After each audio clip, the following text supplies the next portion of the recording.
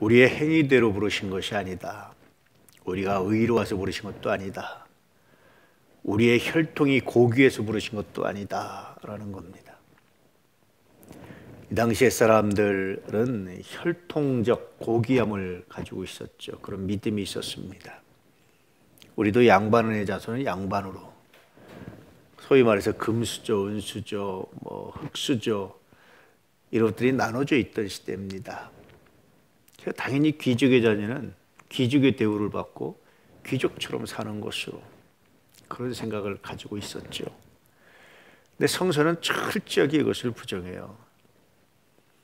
흙수저, 금수저, 은수저 없다라는 겁니다. 하나님이 우리를 행위대로 혹은 혈통대로 혹은 어떤 다른 선입관에 의해서 우리를 부르시거나 그러지 않는다라는 겁니다. 우린 종종 내가 거룩하기 때문에 하나님이 보고 오셨고, 내가 기도했기 때문에 하나님이 이러셨고, 내가 뭐 했기 때문에 이렇다는 생각을 가지고 있죠. 근데 꼭 그렇진 않아요. 우리가 아무리 고귀하고 아무리 거룩하게 한들 하나님 보시기엔 다 죄인입니다.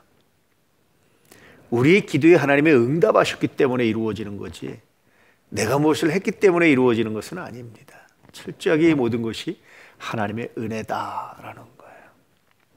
값없이 주시는 선물이다라고 말하고 있는 겁니다. 그래서 이렇게 값없이 주신 선물을 생각하면 하나하나가 은혜예요. 하나하나가 감동이죠.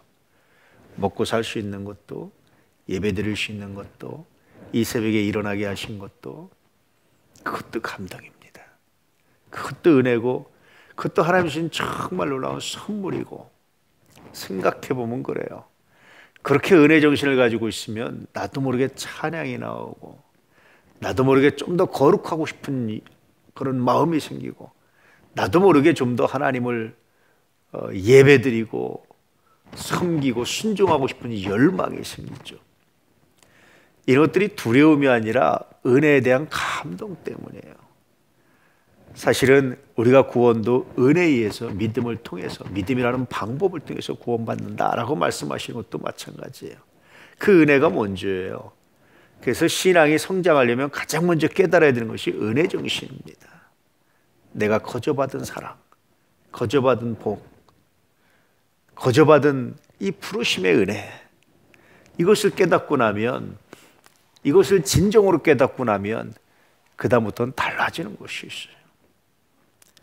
그 다음부터는 변하지 말라고 해도 변하려고 하는 것들이 있어요. 감동하지 말라고 해도 감동되는 것이 있어요. 오늘 다시 이 말씀을 확인해 주고 있는 겁니다. 디모데, 너 목사가 된 것이 네 행위가 옳아서, 네 혈통이 금수저라 흙수저라서 그렇지 않다. 하나님 부르신 은혜다, 은혜. 이런 말씀을 하고 있고 가르치고 있는 겁니다.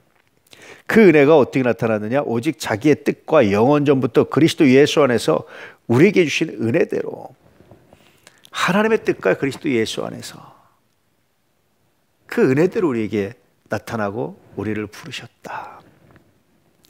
그래서 우리는 늘 교만하고 싶어도 교만할 수 없는 은혜 정신을 생각하면, 자랑하고 싶어도 자랑할 수 없는, 거절하고 싶어도 거절할 수 없는 이런 감동이, 이런